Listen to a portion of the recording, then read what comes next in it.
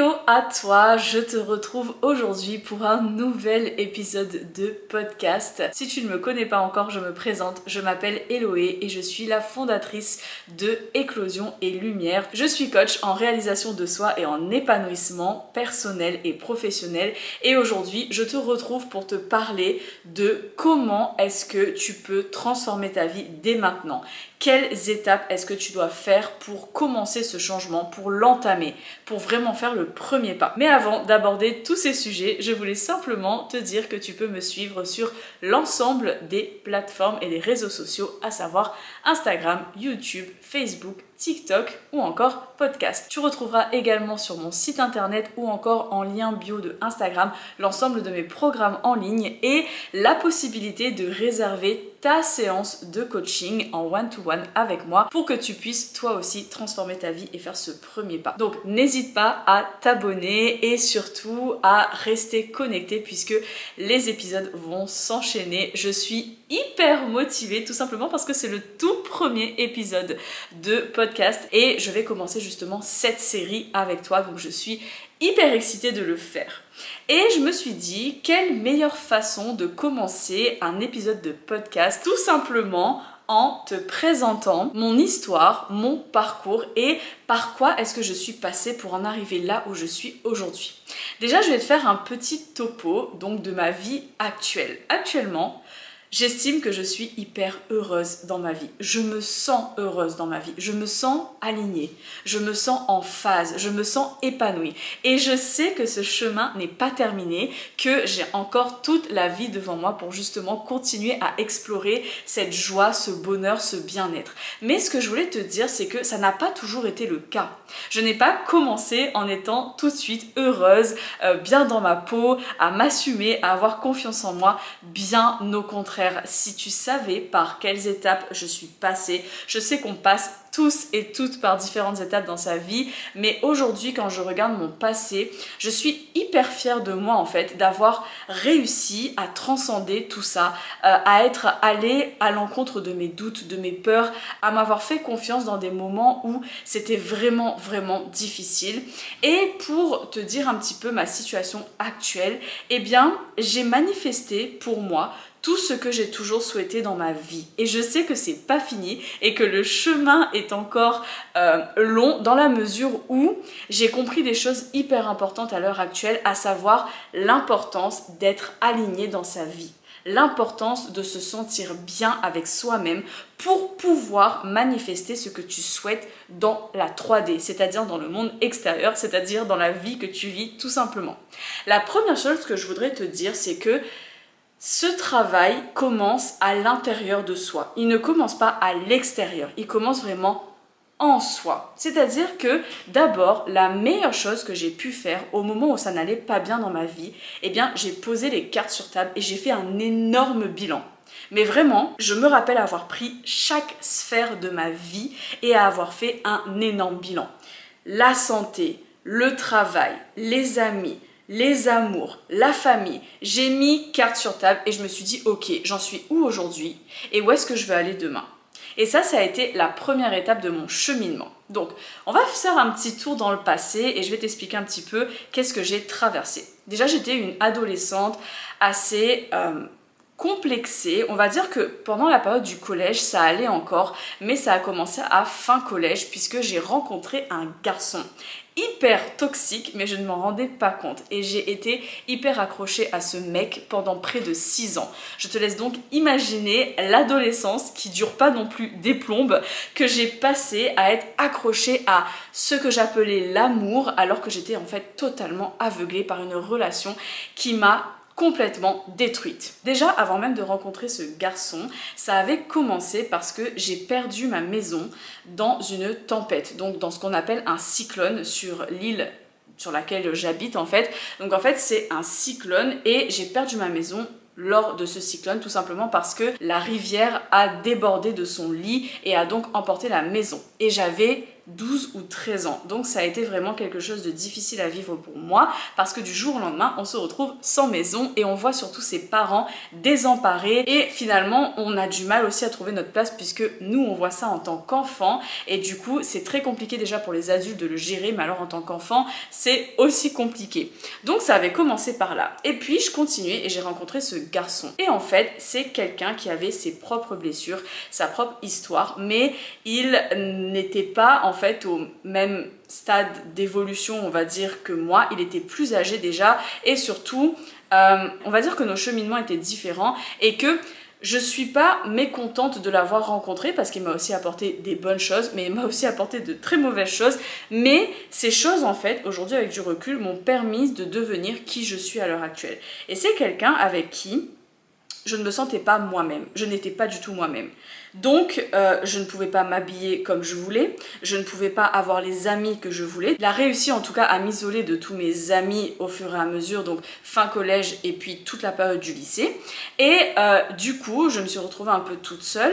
Je n'avais pas de personnalité, je l'avais perdue puisqu'en fait, je cherchais toujours à le satisfaire et à le rendre heureux. Je cherchais toujours à faire en sorte qu'il soit content, qu'il soit fier de moi. Et si on se disputait, il arrivait toujours à retourner la situation pour dire que en gros c'était de ma faute et que c'était moi le problème. Sauf qu'en fait c'était pas forcément le cas, mais moi j'étais tellement accrochée à ce garçon que je ne m'écoutais pas et finalement ça m'a complètement détruite. J'ai décidé de vivre avec lui pendant 1 an, donc je suis partie en métropole pour mes études puisque je continuais mes études et j'étais arrivée à peu près après le BTS, donc j'ai fait un BTS, ensuite j'ai fait une licence et j'ai poussé jusqu'en école d'ingénieur et je suis très contente de l'avoir fait puisque je suis quand même fière d'avoir réussi à rester accrochée à mes études alors qu'à côté de ça j'avais une relation qui me bouffait beaucoup et forcément qui avait des impacts aussi sur ma vie, mais j'ai réussi à maintenir un niveau d'études correct et donc j'ai pu pousser jusqu'au stade d'école d'ingénieur, donc j'ai décroché mon diplôme d'ingénieur quelques années après.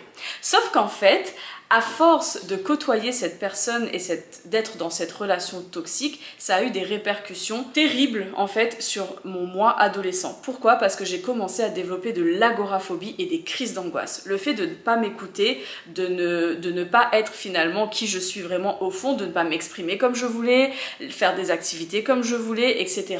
Ça m'a mis dans un mutisme, donc j'ai arrêté de parler, je ne parlais même plus à mes parents de mes problèmes ou quoi que ce soit. Mes parents, je pense qu'ils ont beaucoup souffert de cette situation et aujourd'hui avec un regard d'adulte je me dis que je suis hyper contente parce qu'ils ont vraiment été là pour moi à ce moment-là, même s'ils ne comprenaient pas totalement ce que je vivais. Mais en tout cas, toujours est-il que j'ai développé des crises d'angoisse terribles. Et donc, je ne pouvais plus sortir de chez moi. Aller en cours, c'était très compliqué. Je ne voulais pas en parler à mes amis à l'époque du lycée parce que pour moi, c'était inconcevable de le faire. J'avais peur d'être jugée. Donc, j'ai perdu toute confiance en moi, toute estime de moi et je ne voulais plus sortir de chez moi. Aller à la cantine, c'était un désastre. Je me rappelle que même en BTS, c'était quelque chose de terrible pour moi. Aller faire des courses pour m'acheter en fait des trucs pour l'internat, etc. C'était très compliqué.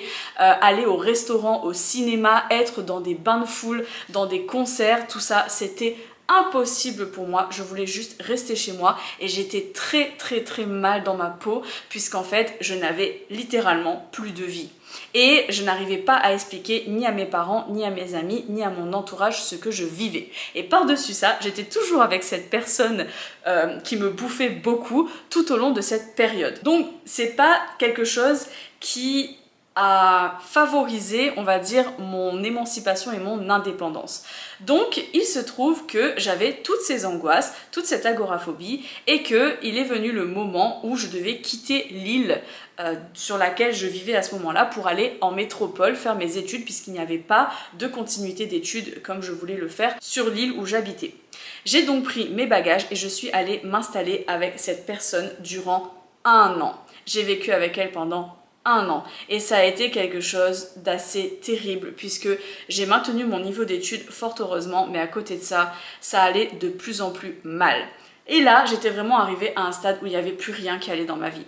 Je n'étais plus moi-même, je n'avais plus d'identité, je ne m'écoutais pas, je n'avais aucune confiance en moi, aucune estime de moi, aucun projet, aucun loisir, j'étais enfermée dans ma propre bulle, j'étais mal dans ma peau, j'étais à la limite de l'anorexie tellement que du coup toutes ces choses-là m'empoisonnaient et toute cette angoisse me fatiguait. J'avais toutes mes crises d'angoisse, mon agoraphobie, j'ai pris tout ce bagage et je suis allée vivre avec cette personne pendant 1 an. Au bout de cette année, j'avais terminé ma licence et je l'ai décrochée. Et je voulais poursuivre en école d'ingénieur, donc je voulais faire une année de prépa ATS, vous savez, c'était une année en fait où on se remettait à niveau finalement, tout simplement, pour pouvoir intégrer une école d'ingénieur par la suite. Et c'est ce que je voulais faire, donc j'ai postulé et j'ai été acceptée. À ce moment-là, ça faisait 6 ans que j'étais avec cette personne et je me suis dit, écoute, là ça va pas. Et je veux pas qu'on pense que je remets toute la faute sur cette personne. Non, c'est pas vrai, puisque cette personne, en fait, a juste mis en lumière finalement ce que moi je ne voulais pas voir à l'intérieur, c'est-à-dire le fait que je ne m'écoutais pas, le fait que je ne me prenais pas en compte, que je ne me respectais pas et que je ne m'aimais pas assez pour ouvrir les yeux et me dire cette vie ne me correspond pas. C'est pour ça que je ne blâme pas cette personne aujourd'hui, parce que ce n'est pas que de sa faute. Cette personne avait aussi ses schémas de pensée, ses blessures à penser et n'a peut-être pas fait le travail à la même vitesse, ou du moins n'a pas voulu faire ce travail, je ne sais pas trop, je me suis pas trop posé la question, je vous avoue, mais moi de mon côté, je ne dis pas que c'est à cause de cette personne. Au contraire, je me dis qu'elle m'a apporté aussi de belles choses, elle m'a apporté des choses moins bien, mais c'était toujours de belles choses puisque ça m'a permis d'avoir des prises de conscience de fou finalement sur qui je suis vraiment, qu'est-ce que je veux vivre dans ma vie et où est-ce que je veux aller. À partir de ce moment-là, j'ai donc décidé d'arrêter tout, mais vraiment tout, sauf mes études. Je continuais à être en prépa et c'est à ce moment-là que je me suis séparée de cette personne. J'ai décidé d'arrêter la relation. Lui ne voulait plus rester en métropole, donc il est rentré et moi je suis restée en métropole pour continuer en fait mes études, donc à savoir mon année de prépa. Et à ce moment-là, je lui ai dit c'est terminé, donc ça a été un peu compliqué pour justement se séparer de cette personne parce que les personnes toxiques ont tendance à revenir. Donc ça a été un peu compliqué, mais ça s'est fait et j'ai été super contente à ce moment-là puisque j'avais réussi à, on va dire entre guillemets, me débarrasser de cette relation et du coup j'ai décidé d'arrêter. Et à partir de là, j'ai lu énormément de livres sur le développement personnel. Vraiment, j'ai bouffé littéralement des livres, des articles, des vidéos sur les réseaux, des vidéos sur YouTube, des journaux, des événements, des conférences. Je me suis mise dans ma bulle et j'ai bossé comme une dingue sur mon développement personnel. J'ai réussi à comprendre c'était quoi l'agoraphobie. Pourquoi est-ce que j'en avais? Qu'est-ce qu'il fallait faire pour s'en débarrasser? J'ai travaillé sur mes peurs, j'ai travaillé sur le fait de régler ça et j'ai réussi. Je suis sortie de cette agoraphobie. Et aujourd'hui, je peux vous dire que j'adore aller au resto, j'adore aller dans des concerts, je kiffe faire mes courses. Bref, je veux dire, tout va bien dans le meilleur des mondes, mais il a fallu que je travaille sur moi pour me sortir de cette situation. Donc, les angoisses, c'était terminé parce que j'ai décidé que c'était terminé et parce que j'ai fait le travail nécessaire pour ça. Quand j'ai commencé à dégager les relations toxiques, à savoir cette relation amoureuse, mais aussi certaines amitiés qui ne me convenaient plus, eh bien j'ai fait de l'espace. Et en créant cet espace, l'univers m'a donc envoyé des personnes qui me correspondaient beaucoup mieux. Et c'est lors de cette année de prépa que j'ai rencontré l'homme de ma vie, avec qui je suis mariée aujourd'hui encore. Et ça fait plus de 10 ans qu'on est ensemble et que on est toujours amoureux. Donc j'espère que ça va durer encore longtemps. Bref, tout ça pour vous dire que j'ai manifesté l'amour et j'ai reçu l'amour. J'ai manifesté des belles amitiés et j'ai reçu des belles amitiés. Aujourd'hui, j'ai des personnes, des amis, mais vraiment des vrais amis sur lesquels je peux réellement compter et qui comptent aussi beaucoup pour moi. Et d'ailleurs, c'est très réciproque. Elles peuvent compter sur moi, je peux compter sur elles. En fait, c'est exactement les relations d'amitié dont j'ai toujours rêvé et une relation amoureuse que j'ai toujours rêvé aussi finalement de vivre et qui est arrivée. J'ai réussi à me débarrasser de mes angoisses, donc je recommençais à avoir des loisirs. Et tout ça, en fait, ça m'a permis aussi de comprendre que je n'avais plus d'identité. En fait, je ne savais même pas qui j'étais. Donc j'ai dû aussi, à ce moment-là, me reconstruire une personnalité. Donc j'ai dû tout recommencer, c'est-à-dire déterminer qui je suis, j'en suis où dans ma vie, c'est quoi mes goûts, C'est quoi mes goûts vestimentaires? Est-ce que j'aime bien me maquiller? Est-ce que j'aime bien... qu'est-ce que j'aime bien faire comme activité?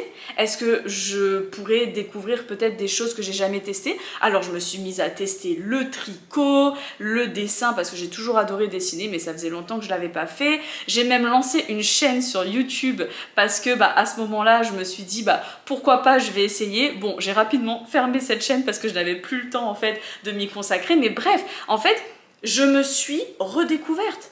Je me suis écoutée et je me suis dit non, maintenant c'est mon bien-être qui passe avant tout. Et de là, j'ai développé mes loisirs, mes passions, mon identité, ma personnalité, ma confiance en moi et mon estime de moi ont fait un bond de ouf, forcément puisque tu t'écoutes. Quand tu t'écoutes, il n'y a pas d'autre résultat en fait. Tu t'écoutes, donc forcément tu vas te sentir bien avec toi-même, donc aligné. Donc toutes ces questions d'angoisse, de mal-être, de dépression, en fait, tu t'en débarrasses aussi puisque tu as compris où était l'origine du problème. Et donc en lisant justement tous ces trucs de développement personnel, en faisant un gros bilan, un gros ménage et en manifestant finalement ce que je souhaitais, eh bien j'ai réussi à réaliser tout ce que je souhaitais faire dans ma vie. Donc à partir de ce moment-là, j'avais l'amour, l'amitié, mes projets personnels. Je me suis rendu compte qu'il fallait que je commence une activité physique parce que je ne bougeais pas du tout. Donc j'ai commencé le sport, c'est à ce moment-là que j'ai commencé la musculation, c'était en 2016 je crois, ou 2017, quelque chose comme ça. J'ai commencé à faire de la musculation à la maison, puis je me suis inscrite en salle, puis plus tard j'ai fait de la danse, etc. Bref, j'ai commencé à vouloir bouger mon corps et à accentuer aussi mes efforts sur la nutrition. Je me suis rendu compte que ma nutrition, ça n'allait pas du tout. J'ai remis, mais vraiment un gros clean là, j'ai vraiment tout nettoyé. Et en fait, j'ai réussi à sculpter le corps que je voulais, puisqu'à un moment donné, autant j'ai été plutôt anorexique dans l'adolescence, autant à un moment donné, j'ai commencé à prendre du poids et je n'aimais pas du tout en fait l'image que je renvoyais dans le miroir, tout simplement. Donc j'ai bossé aussi là-dessus. J'ai vraiment pris chaque sphère de ma vie que j'ai transformée. Et pour ça, j'ai utilisé aussi la loi de la manifestation, la loi de l'attraction, qui dit que on attire à soi ce que l'on souhaite. Mais ça marche uniquement si tu as fait ton travail intérieur. Ça ne marchera pas si tu n'as pas fait ce travail d'analyser tes peurs, de les identifier, de les transcender, de les dépasser, de changer tes croyances, de convertir tes croyances limitantes en croyances plutôt qui t'aident et qui te poussent vers quelque chose de plus positif. Bref, et je suis toujours en marche là-dedans. C'est quelque chose, c'est vraiment un processus qui dure toute une vie. C'est pas quelque chose qui va durer 5 minutes ou genre 10 jours et puis après il n'y a plus besoin de s'en occuper. Non, puisqu'en fait tu évolues. Et quand tu évolues, tu découvres autre chose. Donc tu développes d'autres croyances. Donc il faut vérifier si ces croyances-là, elles matchent toujours avec ton identité actuelle, etc. La vie, c'est vraiment un cheminement incroyable. Donc tout ça pour te dire que, eh bien, finalement, c'est comme ça que j'ai réussi à manifester la vie que j'ai aujourd'hui. Tout simplement. À un moment donné, je voulais être propriétaire d'une maison. Alors, je me suis dit, je vais être propriétaire d'une maison. Je voulais manifester un apport personnel. J'ai réussi à manifester cet apport personnel en me projetant dans ce que je voulais, en ressentant ce que je voulais, mais aussi en faisant les actions nécessaires pour avoir ce que je voulais. Je veux dire, il suffit pas de penser et de réfléchir à « ok, je veux ça » et en fait la chose elle arrive. Non, ça marche pas comme ça. C'est quelque chose qui est beaucoup plus profond. Mais tout ça pour vous dire qu'aujourd'hui, eh bien finalement, je voulais être propriétaire, je suis propriétaire. Je suis super contente, donc avec mon mari bien évidemment. J'ai un mari, pareil, je voulais une relation amoureuse vraiment épanouie et c'est arrivé, donc je suis super heureuse en amour. On attend notre premier bébé, voilà, qui est en route, donc d'où ce petit embonpoint qui me caractérise en ce moment. C'est tout simplement parce que, eh bien, je suis enceinte, donc forcément, eh ben voilà, il se développe, il grandit et je suis super heureuse pour ça. J'ai voulu manifester mon diplôme d'ingénieur, j'ai eu ce diplôme d'ingénieur. J'ai voulu des amitiés épanouissantes et enrichissantes, je me suis trouvé un entourage qui me correspond et je continue à le développer en rencontrant de nouvelles personnes, du nouveau monde, etc. Je voulais me retrouver finalement profondément et ça c'est pareil. Je suis quelqu'un maintenant où je vais assumer mon énergie. Avant, je l'assumais pas, oui, mais il faut pas trop se montrer, ou alors, non, je suis un peu gênée. Non, maintenant, si t'aimes bien, c'est cool, et si t'aimes pas, c'est pareil. Mais cette confiance en moi, elle ne m'est pas venue comme ça. Aujourd'hui, je me rappelle un moment, ma mère qui parlait avec une de ses collègues, et cette collègue lui disait « Quoi, Héloé, elle est devenue coach ?» Ah oui, parce que je vous ai pas parlé de ça, il va falloir que je vous parle de ça après aussi. Héloé, elle est devenue coach et tout, elle coach les gens, elle est présente sur les réseaux, elle fait des vidéos et tout. Arrête, tu mens, c'est pas possible. Et ma mère qui lui dit « Non, non, c'est vrai et tout ». Et elle, en fait, elle a dit à ma mère, mais je pensais pas qu'Héloé, elle arriverait à faire ça un jour, tellement elle était timide, réservée et renfermée, en fait, à la période de l'adolescence, du préadulte, etc. Elle était tellement fermée que je la voyais pas faire ça. Eh bah oui, mais parce que j'étais mal. Mais ça, en fait, je voudrais tellement vous dire qu'en fait, c'est possible aussi pour vous et ça commence maintenant. Ça peut commencer là, dans 2 minutes 50 quand t'as fini ce podcast, quand t'as fini cette vidéo, mais fonce en fait, vas-y, fais ton truc, tu vois. Et dernière chose que je voulais vous parler aussi par rapport à ça, c'est que, par rapport à mon environnement professionnel, c'était pareil. Mon métier ne me faisait pas vibrer, il ne me plaisait pas du tout. J'ai décroché mon diplôme d'ingénieur, j'étais très contente, mais en fait, je m'étais jamais posé la question de est-ce que c'est ce que je veux vraiment faire de ma vie? Et à ce moment-là de ma vie, c'était pas une de mes priorités. J'avais d'autres priorités à gérer que mes études, mon travail et de qu'est-ce que je veux vraiment faire dans ma vie. Donc à ce moment-là, tout ce que je voulais, c'était décrocher mon diplôme d'ingénieur parce que j'étais bonne à l'école et je me suis dit je continue jusqu'à ce que je puisse plus. Je pouvais pousser en doctorat, mais je me suis dit non, vas-y, on arrête un peu, je pense que là c'est bien, un diplôme d'ingénieur ça me va. Et donc j'ai commencé à faire des boulots autour du domaine de l'ingénierie, mais finalement ça ne me faisait pas du tout vibrer. Et c'est au fur et à mesure des années que j'ai commencé à comprendre quelle était ma vraie voie, à trouver cette voie et à me dire, là j'ai aligné toutes les autres sphères de ma vie, maintenant je vais m'occuper de mon professionnel parce que c'est le moment. Et donc il y a quelques années, j'ai passé ma certification de coaching parce que j'ai découvert ce métier et je me suis dit mais c'est ça que je veux faire. Je m'étais aussi ouverte à la spiritualité, aux énergies, etc. Je suis quelqu'un de très connecté, de très intuitive. Voilà, j'ai vraiment ma façon à moi de voir les choses et c'est tout ce bagage aujourd'hui que je voulais utiliser et mettre au service du monde. Et c'est pour ça en fait que je me suis lancée dans le coaching. Parce que je voulais tout simplement aider les autres et leur montrer en fait que c'est possible aussi pour eux de créer leur vie idéal, de manifester ce qu'ils veulent vraiment dans leur vie. C'est possible, les gars, si je l'ai fait, c'est que tout le monde peut le faire. Je suis pas une surhumaine, je suis pas quelqu'un à qui tout réussit comme ça. Non, tout le monde peut tout réussir.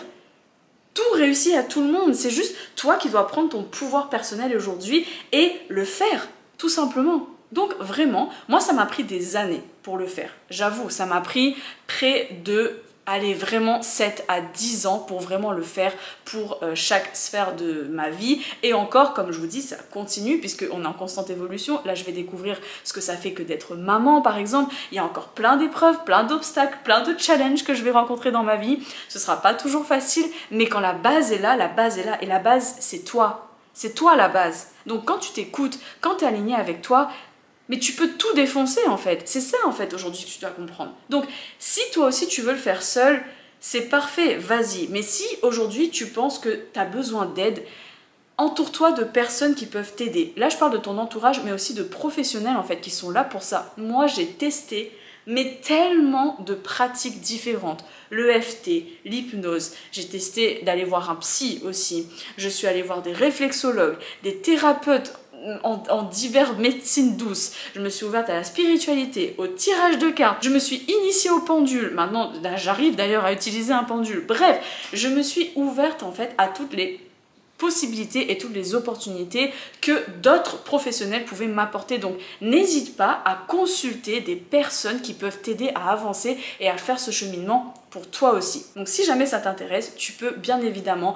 retrouver l'ensemble de mes prestations sur mon site internet éclosionetlumière.fr ou encore sur mon site Instagram ou sur TikTok @éclosion et lumière. De toute façon, dès que tu tapes éclosion et lumière, tu vas me trouver forcément quelque part. Il y a aussi des témoignages sur ma page de Google. Bref, si tu as besoin d'être accompagné, tu sais que je peux le faire et tu peux réserver directement ta séance en ligne sur mon site internet. Donc, tu peux le faire même dès aujourd'hui si jamais ça te tente et on pourra ensemble avancer vers cette vie que tu veux manifester. Je te donnerai également tous les outils que j'utilise et reste bien connecté puisque bientôt j'ouvre l'académie Éclosion et Lumière dans laquelle tu pourras retrouver l'ensemble de ces outils. J'ai également créé un programme en ligne sur Trouver sa voie professionnelle qui est disponible à l'achat dès maintenant, donc tu pourras retrouver aussi tout ça sur mon site internet ou sur ma page Instagram directement. En tout cas, ce que je veux te dire aujourd'hui, c'est que c'est possible encore une fois pour toi de le faire et pour transformer ta vie, commence par faire un énorme bilan dans chaque sphère de ta vie et à fixer tes priorités. Une fois que tu auras fixé tes priorités, tu pourras à ce moment-là utiliser la loi de l'attraction et la loi de la manifestation et travailler à l'intérieur de toi pour pouvoir voir les résultats à l'extérieur de toi et prendre des actions pour vivre cette vie alignée que tu mérites et que tu souhaites. Sache que tu mérites, le bonheur il est accessible, le bonheur il est à tout le monde. Le bonheur, il n'est pas réservé à une élite ou à une catégorie de personnes à qui tout réussit. Non, le bonheur, il est accessible à tout le monde, sans exception. Mais c'est à toi de le trouver. C'est à toi de t'écouter, c'est à toi de te prendre en compte. Donc toutes tes contraintes, tes obligations, etc., que tu vois, que tu crois que c'est réel, etc., on peut transcender tout ça et on peut dépasser tout ça. Donc, voilà, c'est vraiment le message que je voulais te faire passer aujourd'hui. J'espère en tout cas que tu te portes bien. Prends grand soin de toi, c'est vraiment la chose que je voudrais te dire aujourd'hui. J'espère en tout cas que mon histoire t'a inspiré et t'a motivé pour que toi aussi tu puisses faire ce premier pas et justement manifester la vie que tu désires, la vie que tu souhaites. Tu en es capable, ne doute jamais de toi. Tu es une personne merveilleuse et ne laisse jamais personne te dire le contraire ou te faire croire le contraire. Tu es quelqu'un d'exceptionnel, sache-le et ancre-toi ça bien dans ta petite tête. Voilà, je te laisse ici pour aujourd'hui et je te retrouve très bientôt dans un prochain épisode de podcast ou dans une prochaine vidéo. Je t'embrasse très fort et je te dis à très vite. Bisous!